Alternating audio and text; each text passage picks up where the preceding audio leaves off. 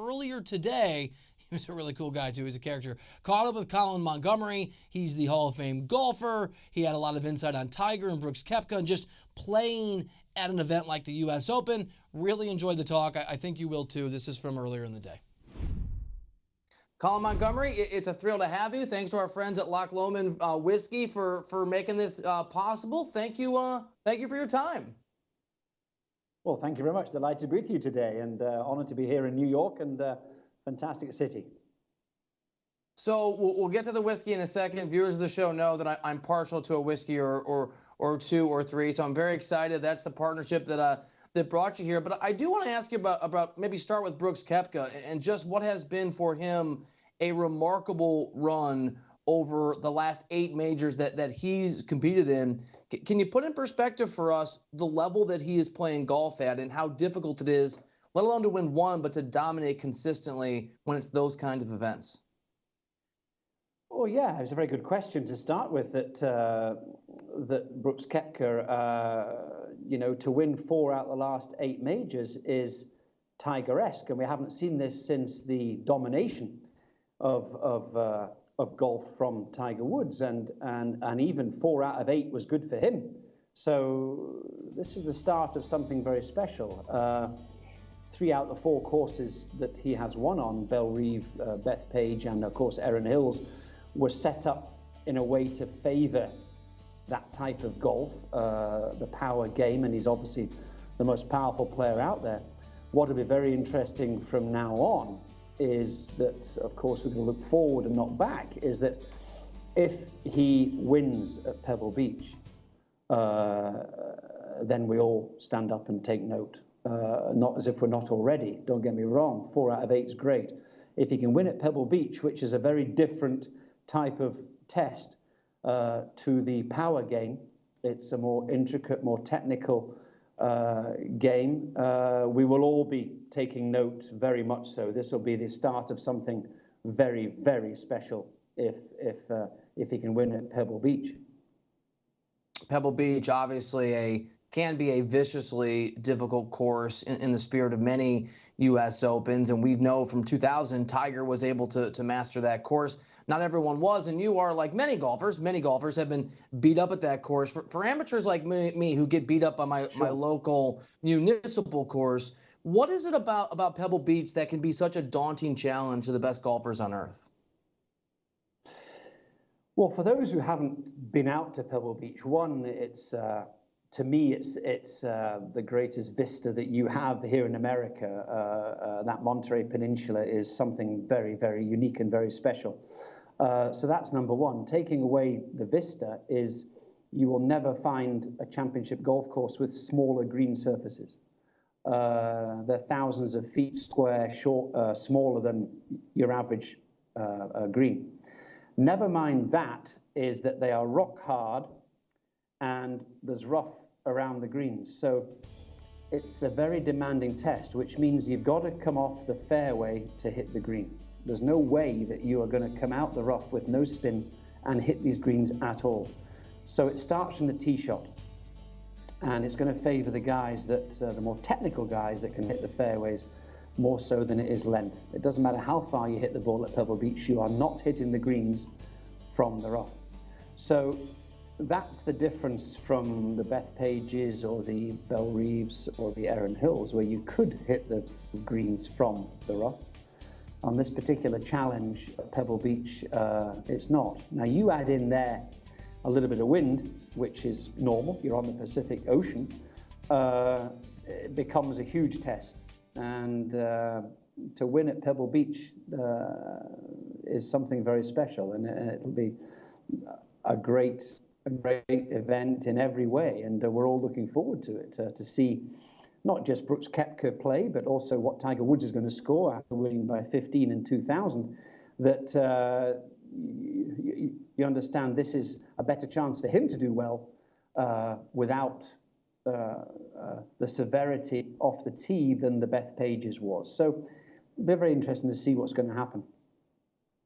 Colin, at the height of Tiger's performance, his golf powers, we would look to him wearing red on Sunday. And right or wrong, talk about a psychological advantage. I remember when Jordan Spieth was on that tear, there was talk he had nerves of steel. And now with Brooks Koepka playing the way he has, there's this narrative that he does not get nervous, whether that's true or false. Can you just give us a sense of how much nerves, especially at a place like Pebble Beach, with the wind, with those greens, with everything at stake, how much do nerves play or not play a part for the best golfers on earth when, again, these stakes are so high?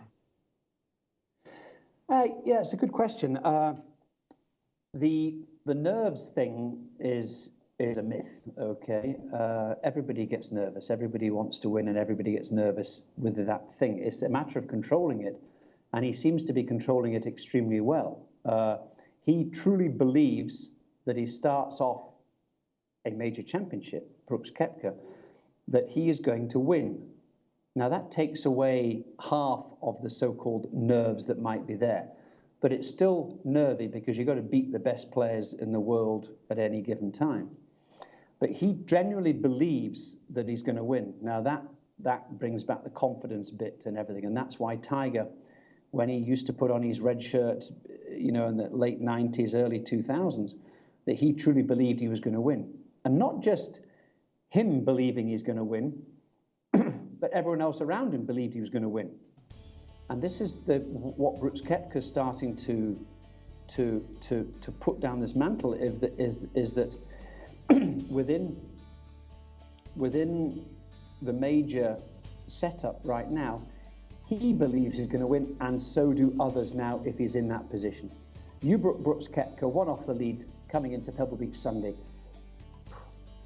He knows, and you probably do, even if you're leading, that he's going to win. So that takes away the nerves. But you add in the elements that weren't in play at Bellerive, they weren't in play at Bethpage, and I'm talking elements about Mother Nature. I'm talking about the wind.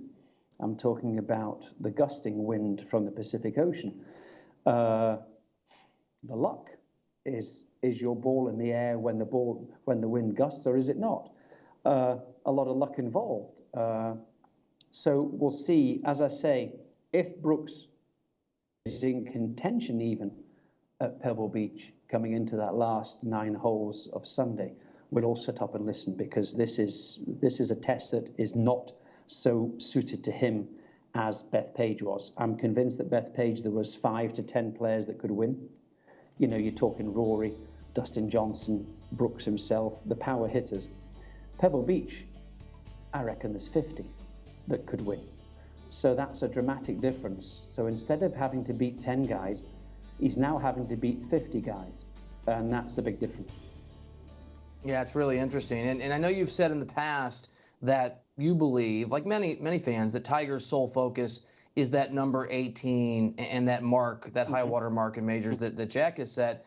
Having seen what you've seen, particularly at Augusta, do you believe Tiger Woods will get there or surpass that number in his career?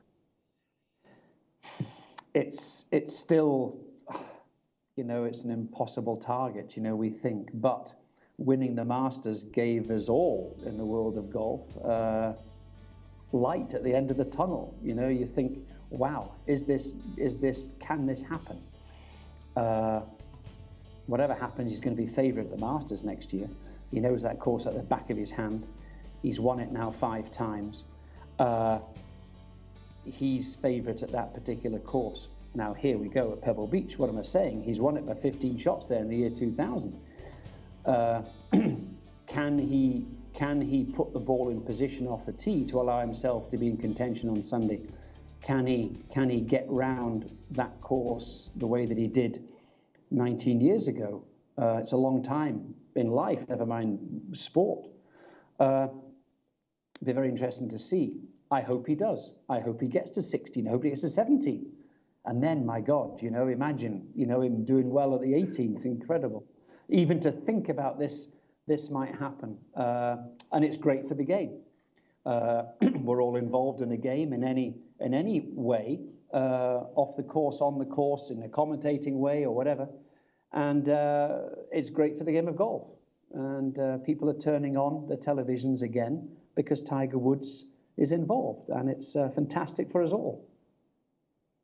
All right, Colin, before we let you go, you're joined with us. You're with us thanks to a wonderful whiskey. It's behind you. It's making me thirsty. I'm already planning my evening drink around it. Can you tell us about this partnership and what folks should know? I'm going to. I'm serious. Well, I'm sure we'll send you a bottle over. You see behind my shoulders here, there's a couple of bottles, and that's the Open Special Edition that carries my name, and I'm very honoured to be that way with the Loch Lomond Whiskies, and a great brand we have, the spirit of the Open, being a spirit, and the spirit of the Open Championship, and it's great. You see the green bottle now this year in honour of the Emerald Isle in Ireland, where Royal Portrush is.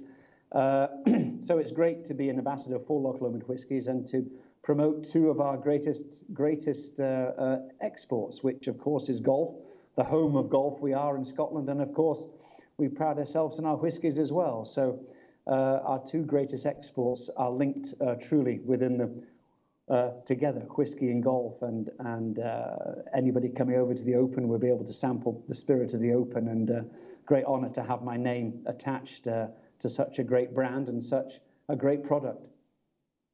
And on behalf of the worldwide, America and beyond, thank you for those two exports. They have made the world a better place. Thank you to Loch Lomond and Colin Montgomerie. I really enjoyed the talk. Thanks for being here. Well, not at all. Delighted to be talking to you. Thank you.